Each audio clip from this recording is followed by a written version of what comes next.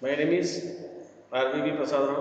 I am working in Miriam Degree College, Amlapuram, near Blackbridge.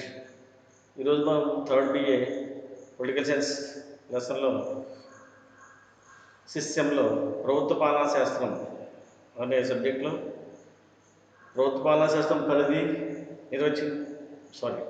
ప్రభుత్వ పాలనా శాస్త్రం నిర్వచించి పరిధిని తెలపండి అనే టాపిక్ చెప్పుకుంటాం.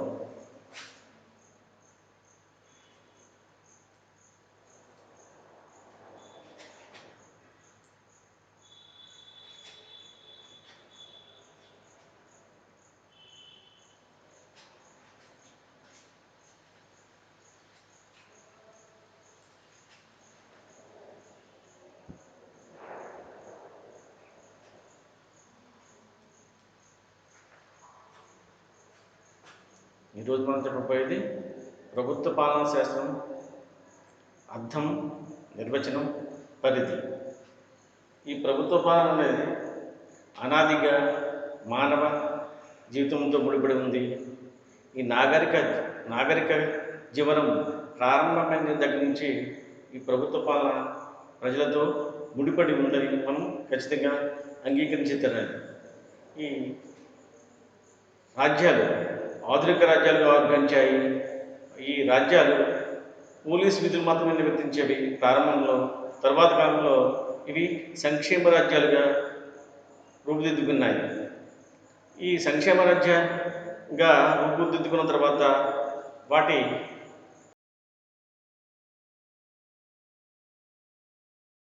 ప్రారంభమయ్యాయి. ఈ ప్రభుత్వ పాలనా శాస్త్రాన్ని నాగరికతకు హృదయం వంటిది అని చాలామంది చెప్పడం జరిగింది. ఈ ప్రభుత్వ పాలనా శాస్త్రం మన భారతదేశం తీసుకుంటే మన దేశంలో పురాణ కాలం నుంచి ప్రాచీన కాలం నుంచి ఈ పాలనకు సంబంధించిన ఆధారాలు మనకు కనిపిస్తున్నాయి. ముఖ్యంగా రామాయణం, మహాభారతం వంటి గ్రంథాల్లో పాలనకు సంబంధించిన అనేక ముఖ్యమైన అంశాలు మనం చూడవచ్చు. అంతేకాకుండా క్రీస్తు పూర్వం 4వ శతాబ్దానికి చెందిన కౌటిల్యుడు తన అర్థశాస్త్రంలో కూడా ఈ పాలనకు సంబంధించిన అనేక విషయాలు వివరించడం జరిగింది. తరువాత కాలంలో ఇతర దేశాలకు వస్తే మన దేశంలోనే బాబర్ కాలంలో ఐని అక్బరీ గ్రంథం, అలాగే అబుల్ ఫజల్ రచించిన ఐని అక్బరీ గ్రంథం కూడా పాలనకు సంబంధించిన అనేక విషయాలు వివరిస్తున్నాయి. మన ప్రపంచ వ్యాప్తంగా చూస్తే చైనీస్ దేశానికి చెందిన కన్ఫ్యూషియస్ రాజనీతి పాలనా సూత్రాలు, అలాగే రూమ్లో సిస్రో డి అఫీషియల్స్ అనే గ్రంథం, యూరప్లో మాకివెల్లి రాసిన ప్రిన్స్ గ్రంథం ఈ ప్రభుత్వ పాలనకు సంబంధించిన అనేక విషయాలు వివరిస్తున్నాయి. ఈ ప్రభుత్వ పాలనా శాస్త్రం 19వ శతాబ్దంలో మాత్రమే ప్రారంభమైంది. 1887లో వుడ్రో విల్సన్, అమెరికా అధ్యక్షుడైన వుడ్రో విల్సన్ రాజనీతి త్రైమాసిక పత్రికలో ప్రచురించిన ద స్టడీ ఆఫ్ అడ్మినిస్ట్రేషన్ అనే ఆర్టికల్ అనే వ్యాసం ప్రభుత్వ పాలనలో ఒక మైలురాయిగా చెప్పడం జరిగింది. దీనితోనే ఈ ఆర్టికల్ గురించే రైట్ వరల్డ్ ఆయన ఫాదర్ ఆఫ్ పబ్లిక్ అడ్మినిస్ట్రేషన్ అని పిలవడం జరిగింది. ఎవరిని? Woodrow Wilson. తర్వాత 1900 సంవత్సరంలో గుడ్నోమ్ పాలిటిక్స్ ఆఫ్ అడ్మినిస్ట్రేషన్ అనే గ్రంథంలో పాలిటిక్స్ అండ్ అడ్మినిస్ట్రేషన్ అనే గ్రంథంలో ఈ రాజనీతి వేరు, పాలన వేరు అనే విషయాలు చెప్పడం జరిగింది. మన దేశానికి వస్తే 1930లో రాణి శాస్త్రం, ప్రభుత్వ పాలనా శాస్త్రం కలిసి ఉండేవి.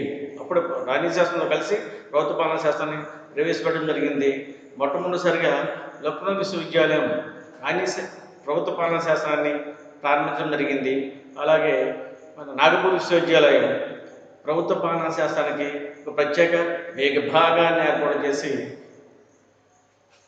చేసింది.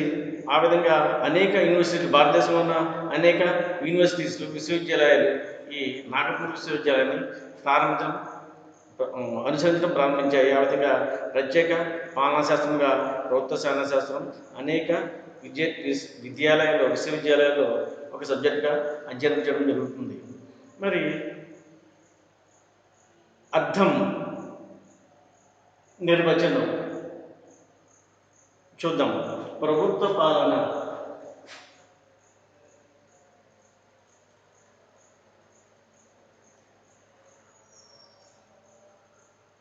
పబ్లిక్ అడ్మినిస్ట్రేషన్, తెలుగు పదం ఇంగ్లీష్ వర్డ్ అండి పబ్లిక్ అడ్మినిస్ట్రేషన్.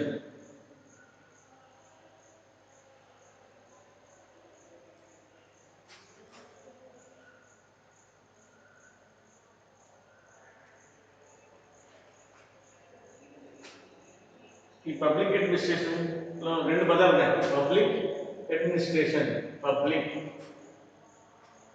తీసాడంటే అడ్మినిస్ట్రేషన్ అనే పదానికి పబ్లిక్ శాస్త్రం ద్వారా, అడ్మినిస్ట్రేషన్ అనే పదానికి పబ్లిక్ అనే పదం శాస్త్రం ద్వారా పబ్లిక్ అడ్మినిస్ట్రేషన్గా రూపుదిద్దుకుంది. మరి అడ్మినిస్ట్రేషన్ అంటే ఏంటి?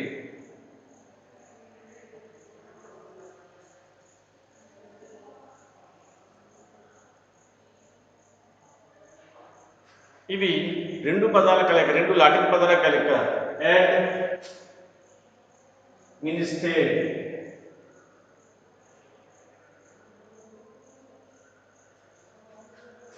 యాడ్ మినిస్టర్ అనే రెండు పదాల కలయిక ద్వారా అడ్మినిస్ట్రేషన్ అనే పదం ఆవిర్భవించింది. దీని అర్థం అంటే ప్రజలను ఆదుకోవడం, ప్రజలను ఆదుకోవడం, అంతేకాకుండా సేవ చేయడం,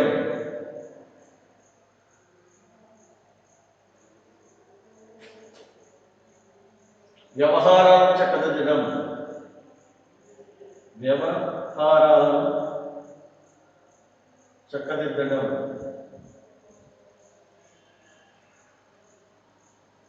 అని మనం అడ్మినిస్ట్రేషన్ అనే పదానికి మూడు తెలుగు పదాలు అర్థాలు చెప్పుకోవచ్చు.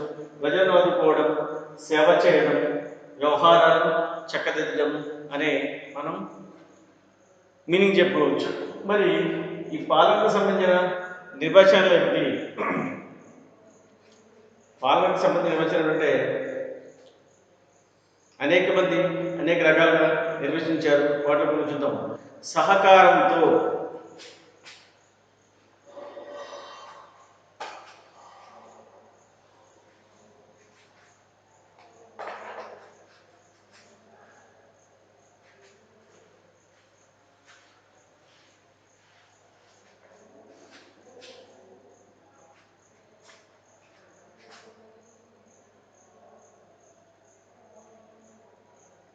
ఓకే, సహకారంతో నిర్ణీత లక్ష్యాన్ని సాధించడానికి చేసే నిశ్చిత చర్య పాలన. సహకారంతో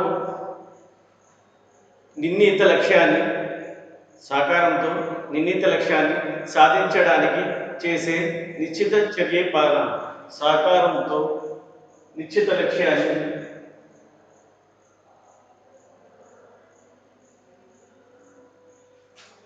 సాధించడానికి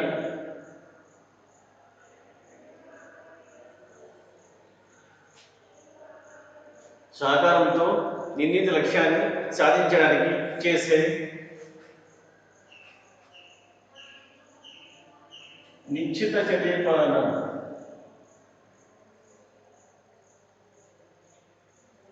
చెప్పింది ఎవరంటే జాన్ ఏ బేల్.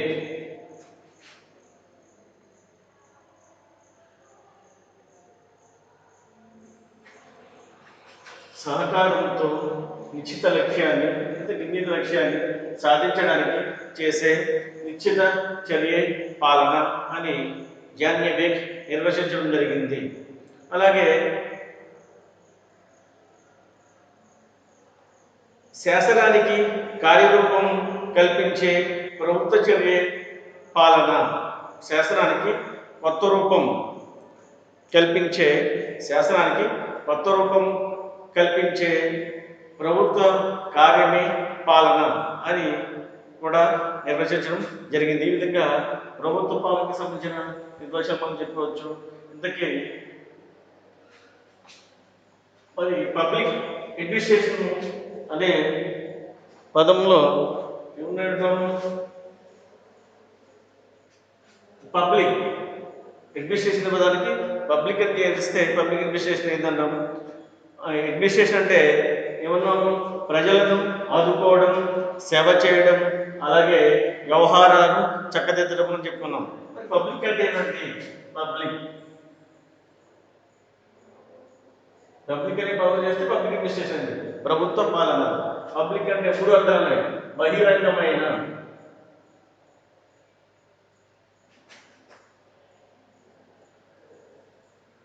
ప్రజలు,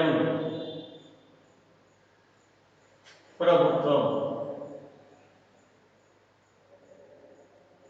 ఓకే, పబ్లిక్ అనే పదానికి మూడు అర్థాలు ఉన్నాయి. బహిరంగమైన, ప్రజలు, ప్రభుత్వం. ఈ విధంగా ఈ మూడు పదాలు కలిసి ఈ మూడు పదాలు మీనింగ్ చెప్పుకోవచ్చు. పబ్లిక్ అనే పదానికి బహిరంగమైన, ప్రజలు, ప్రభుత్వం అనే అర్థం అని చెప్పవచ్చు.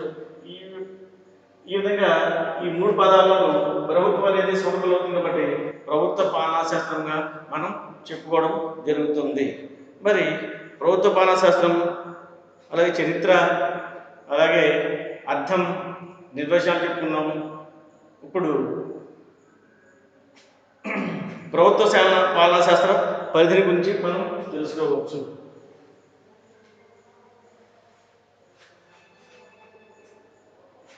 ప్రభుత్వ పాలనా శాస్త్ర పరిధికి సంబంధించి రెండు అభిప్రాయాలు ఉన్నాయి.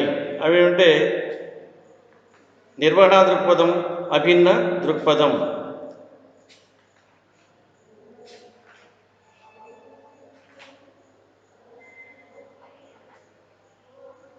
నిర్వహణ దృక్పథం, అభిన్న దృక్పథం.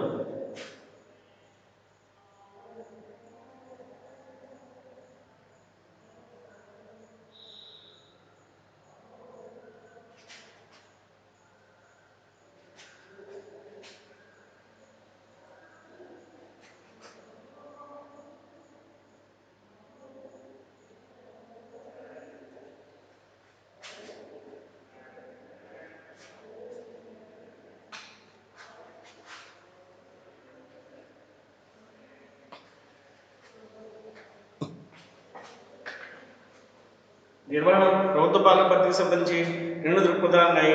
ఒకటి నిర్వహణ దృక్పథం, రెండు అభిన్న దృక్పథం. ఈ నిర్వహణ దృక్పథం ప్రకారం సంబంధించిన వాడు ఎవరంటే విల్లోబి అండ్ లోథర్ గల్లిక్. నిర్వహణ దృక్పథం సంబంధించిన వారు విల్లోబి, లోథర్ గల్లిక్.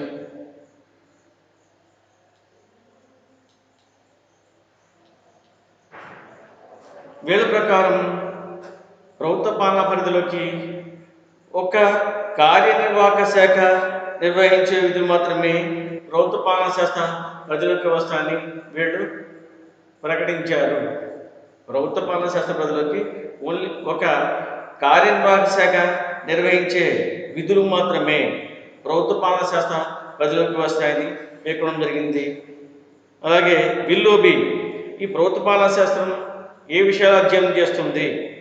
ఈ ప్రభుత్వ పాలనా అధ్యయనంలో 5 ప్రధాన భాగాలు ఉన్నాయి అని ఆయన చెప్పడం జరిగింది.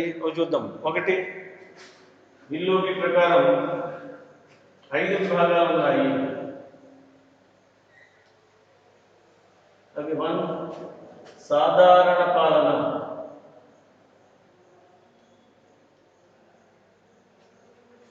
ఒకటి సాధారణ పాలన, 2 వ్యవస్థీకరణ,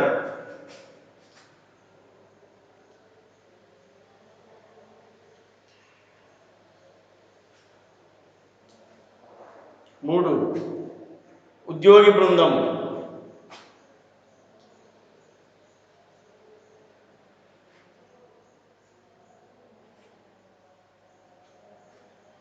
4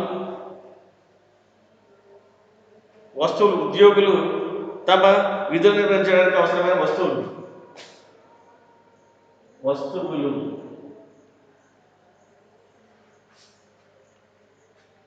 4 ద్రవ్య నిధులు.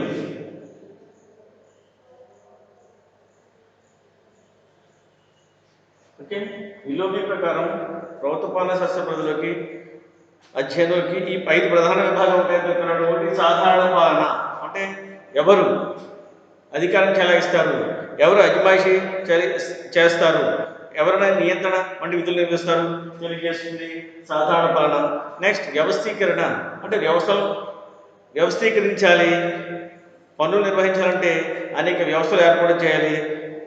విద్యా వ్యవస్థ, ఆరోగ్య వ్యవస్థ, విధంగా అనేక డిపార్ట్మెంట్లు ఏర్పాటు చేయవలసిన నిర్మాణం చేయవలసిన బాధ్యత ఉంటుంది. దీనిలో men, material and methods, men, material and methods అని మనం ఈ వ్యవస్థీకరణ సంబంధించిన విషయాలుగా చెప్పుకోవచ్చు. నెక్స్ట్ ఉద్యోగి బృందం, పర్సనల్, అంటే వ్యవస్థలో ఎవరు పనిచేస్తుంటారు, ఉద్యోగులు పనిచేస్తుంటారు, ఉన్నతాధికారులు, అధీన ఉద్యోగులు, ఇతర చిన్న అటెండర్లు, వీళ్ళందరూ పనిచేస్తారు.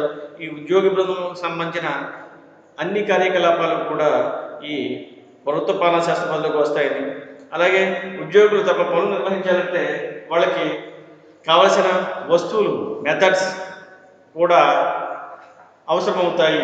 అంతేకాకుండా నెక్స్ట్ ద్రవ్య నిధులు, ద్రవ్య నిధులు కూడా ప్రభుత్వం నడపాలంటే ధనం అవసరం కాబట్టి దానికి సంబంధించిన నిధులు కూడా ప్రభుత్వ పాలనా శాస్త్ర పరిధిలోకి వస్తాయని వీళ్ళోవి పేర్కొనడం జరిగింది.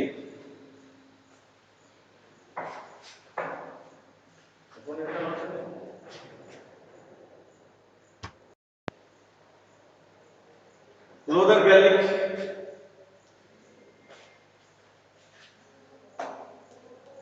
ఈ ప్రభుత్వ పాలనా శాస్త్ర పరిధిలోకి వచ్చే విషయాల్ని ఒక పదంలో చెప్పడం జరిగింది. అవి పోజుకార్.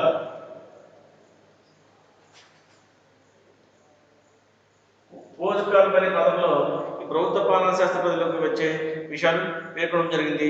దీంట్లో ఒక్కొక్క మాట ఒక్కొక్క పదాన్ని సూచిస్తుంది. ఈ అన్ని పదాల ముందు ఉన్న లెటర్స్ని పోజుకార్ అని లూథర్ గెల్లిక్ పేర్కొనడం జరిగింది. పి అంటే ప్లానింగ్, ప్రణాళికీకరణ,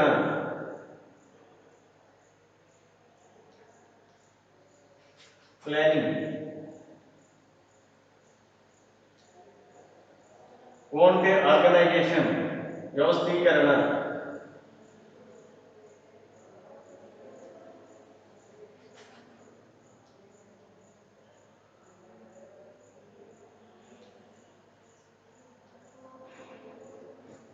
ఎస్ అంటే స్టాఫింగ్, సిబ్బంది.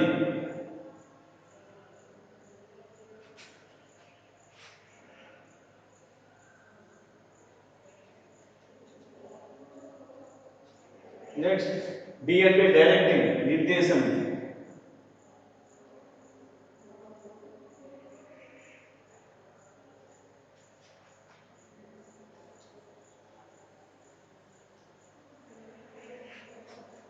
సిఓ అంటే కోఆర్డినేషన్.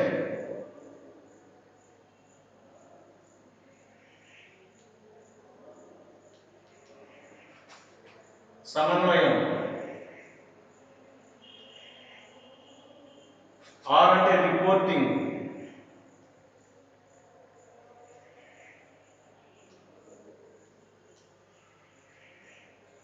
నివేదించుట.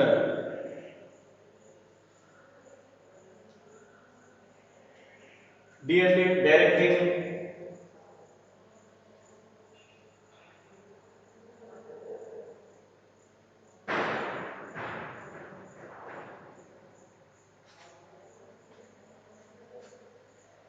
సారీ, బి సిఓఆర్డి కదా. బి అంటే budgeting, reporting. B means budgeting.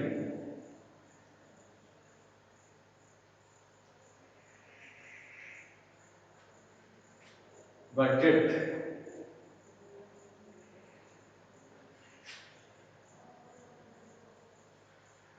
టిఓఎస్డిసిఓఆర్డి POSDCORB. P అంటే ప్లానింగ్, ప్రణాళికీకరణ, అంటే ప్రభుత్వాలు ఏం చేస్తుంటాయో ప్లానింగ్ రూపొందించుకోవడం, అలాగే ప్రతి డిపార్ట్మెంట్ తన శాఖకు సంబంధించిన ప్లాన్కి రూపొందించుకోవడం, అలాగే చేయవలసిన పని, వాటి లక్ష్యాల సాధన ముందుగా నిర్ణయించుకోవడం ఏమంటాం, ప్రణాళికీకరణ అంటాం. ఓ అంటే ఆర్గనైజేషన్, వ్యవస్థీకరణ.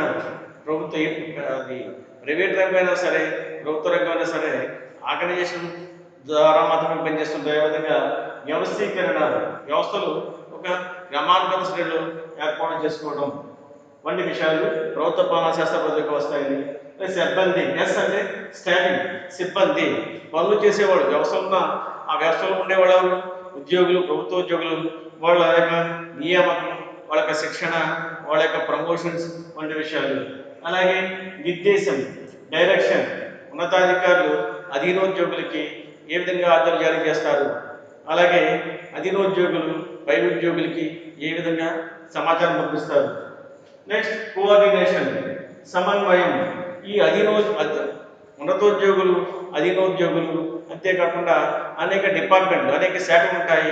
ఒక శాఖ మరొక శాఖతో కలిసి పనిచేయాలి, ఒక డిపార్ట్మెంట్ మరొక డిపార్ట్మెంట్తో కలిసి పనిచేయడానికి సమన్వయం. అలాగే రిపోర్టింగ్, నివేదించడం, అంటే జరిగిన పని ప్రోగ్రెస్ ఎంతవరకు వచ్చింది అన్న విషయాలు పనులు నిర్వహించే కింది స్థాయి ఉద్యోగులు పనులు నిర్వహిస్తారు కాబట్టి రిజల్ట్ ఫలితాలు పై అధికారికి నివేదించడం. అలాగే బడ్జెటింగ్, అన్ని కార్యక్రమాలు నిర్వహించాలంటే ప్రభుత్వ కార్యకలాపాలు అవసరమైన ధనం కాబట్టి బడ్జెట్ రూపొందించడం, ఆడిట్ వంటి విషయాలు ఈ ప్రభుత్వ పాలనా శాస్త్ర పరిధిలోకి వస్తాయని, కేవలం ఎగ్జిక్యూటివ్ ఫంక్షన్స్ మాత్రమే ప్రభుత్వ పాలనా శాస్త్ర పరిధిలోకి వస్తాయని మన లోదర్ గల్లిక్ అలాగే విల్లోబి పేర్కొనడం జరిగింది. దీనికి భిన్నమైనది అభిన్న దృక్పథం.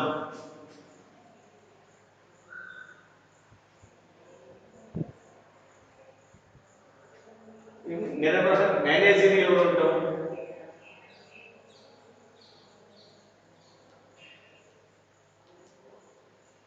ఇంటెగ్రల్ వ్యూ,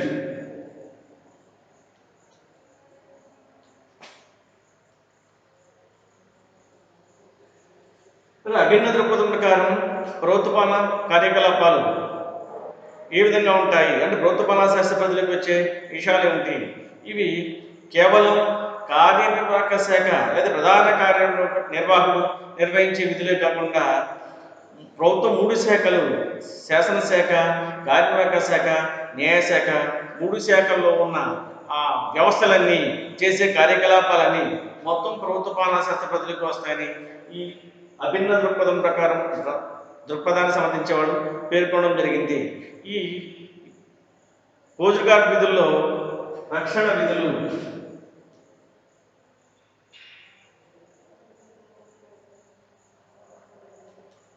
ఆరోగ్యం, శాంతి భద్రతలు, విదేశీ వ్యవహారాలు,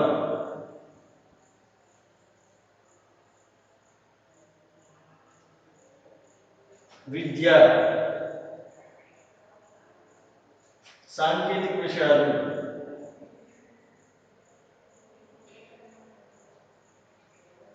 ఓకే. ఇటువంటి కార్యకలాపాలేమి నిర్వహణ దృక్పథంలో కనిపించవు కాబట్టి ఉన్నత స్థాయి ఉద్యోగం నుంచి కింది స్థాయి అటెండర్ వరకు చేసే కార్యకలాపాన్ని ప్రభుత్వ పాలనా శాస్త్ర పరిధిలోకి వస్తాయి. అంతేకాకుండా శాసనశాఖ, కార్యనిర్వాహక శాఖ, న్యాయశాఖ 3 శాఖలు నిర్వహించే కార్యకలాపాలన్నీ అత్యున్నత స్థాయి నుంచి అట్టడుగు వరకు అన్ని కార్యకలాపాలు ప్రభుత్వ పాలనా శాస్త్ర పరిధిలోకి వస్తాయని ఈ అభినవ దృక్పథాన్ని సమర్థించేవారు పేర్కొనడం జరిగింది. ఈ విధంగా ప్రభుత్వ పాలనా శాస్త్ర పరిధి ప్రకారం నిర్వహణ దృక్పథం, అభినవ దృక్పథం ప్రకారం ప్రభుత్వ పాలనా శాస్త్ర పరిధిని మనం పేర్కొనడం జరిగింది. తర్వాత మిగిలిన ఏమిటంటే ప్రభుత్వ పాలనా శాస్త్ర పరిధిలోకి వచ్చే మరిన్ని విషయాలు మనం మళ్ళీ నెక్స్ట్ క్లాస్లో చూడవచ్చు.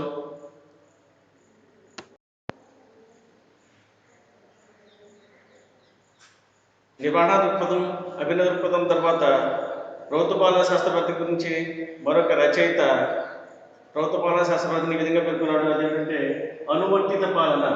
ఈ అనువర్తిత పాలన ప్రకారం ప్రభుత్వ పాలనా శాస్త్ర పరిధిలోకి మనం చెప్పబోయే విధులు వస్తాయని ఆయన పేర్కొనడం జరిగింది.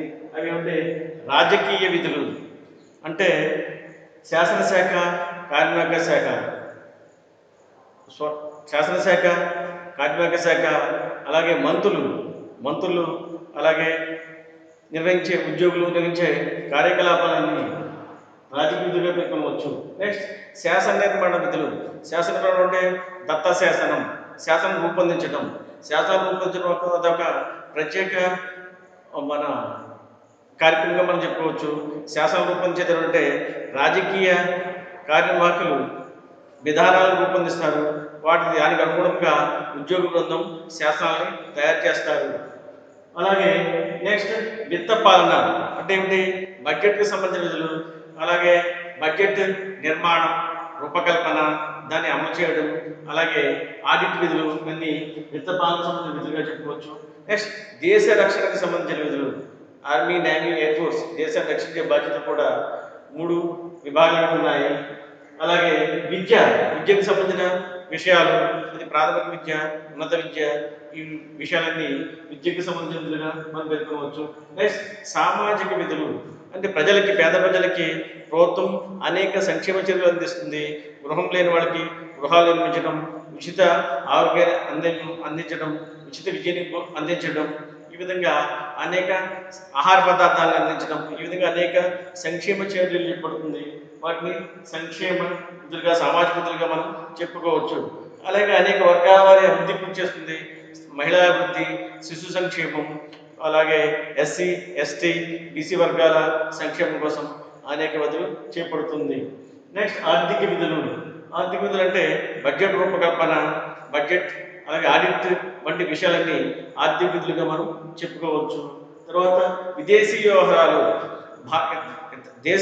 ఒక దేశం ఇతర దేశాలతో స్నేహ సంబంధాలు నెలకొల్పుకోవడం, రాయబారులు ఆహ్వానించడం, రాయబారుల నియామకం, సంధులు, ఒప్పందాలు, అలాగే ఇతర అంతర్జాతీయ సహకారం విషయాలు విదేశీ వ్యవహారాల్లోకి వస్తాయి. అలాగే ఐక్యరాజ్య సమితి వంటి విషయాలు కూడా విదేశీ వ్యవహారాల్లోకి వస్తాయి. సామ్రాజ్యవాదం, ఒకప్పుడు సామ్రాజ్యవాదం ఉంది, నేటికి ఈ సామ్రాజ్యవాదం ఏదో రూపంలో కొనసాగుతుంది. 19వ శతాబ్దానికి ముందు ఉన్న సామ్రాజ్యవాదం లా కాకపోయినా ఏదో విధంగా ఏదో రూపంలో సామ్రాజ్యవాదం నేటికి కొనసాగుతుంది. అదేవిధంగా చైనా మనం చూస్తే చైనా చేసే కార్యక్రమాలన్నీ ఒక రకమైన సామ్రాజ్యవాదంగా మనం భావించవచ్చు. అంటే తైవాన్లో కానీ, అలాగే హాంకాంగ్లో కానీ అక్కడ ప్రజాస్వామ్యాన్ని ఏ విధంగా అణచివేస్తుందో అందరికీ తెలుసు. ఆ చైనాని, హాంకాంగ్ని చైనా సామ్రాజ్యంలో ఒక భాగంగా చైనా భావిస్తుంది. ఇటువంటి విషయాలు కూడా మనం సామ్రాజ్యవాదంగా భావించవచ్చు. నెక్స్ట్ స్థానిక విధులు అంటే స్థానిక సంస్థలు, జిల్లా పరిషత్తులు, మండల పరిషత్తులు, గ్రామ పంచాయతీలు, మున్సిపాలిటీలు, నగరపాలక సంస్థలు ఇవన్నీ స్థానిక సంస్థలకు వస్తాయి. కాబట్టి ఈ కార్యక్రమాలన్నీ, ఇటువంటి విషయాలన్నీ ప్రభుత్వ పాలనా శాస్త్ర పరిధిలోకి వ్యవస్థని అనువర్తిత పాలన ద్వారా వాకరన్ ఆయన చెప్పడం జరిగింది. ఈయన విధులు ఆల్రెడీ మనం ప్రతిరూపణగా భావించినప్పటికీ ఈ విధులు కూడా మనం ప్రభుత్వ పాలనా శాస్త్రంలో పరిధిలో వస్తాయని మనం అందరూ అంగీకరించాలి. ఈ విధంగా ప్రభుత్వ పాలనా శాస్త్రం పరిధికి సంబంధించిన విషయం మనం తెలుసుకున్నాం. అంతేకాకుండా ప్రభుత్వ పాలనా శాస్త్ర పరిధికి అనేక మంది తమ అభివృద్ధికి అనేక మంది కృషి చేయడం జరిగింది. ఈ ప్రభుత్వ పాలన ప్రారంభంలో దాని పరిధి చాలా తక్కువగా ఉన్నప్పటికీ నేడు సంక్షేమ రాజ్యంగా ఆవిర్భవించింది. అలాగే శాస్త్ర సాంకేతిక రంగాల్లో అనూహ్య మార్పులు వచ్చాయి. ఐటీ రంగం విస్తరించింది. ఫలితంగా ప్రభుత్వ కార్యకలాపాలు కూడా చాలా విస్తృతంగా పెరిగాయి. కాబట్టి ప్రభుత్వ పాలనా శాస్త్ర పరిధి చాలా వరకు అభివృద్ధి చెందిందని మనం ఖచ్చితంగా చెప్పుకోవచ్చు. ఇది ప్రభుత్వ పాలనా శాస్త్ర పరిధికి సంబంధించిన అర్థం, నిర్వచనం, పరిధి. మరొక క్లాస్లో మీ ముందుకు వస్తాను. సెలవు.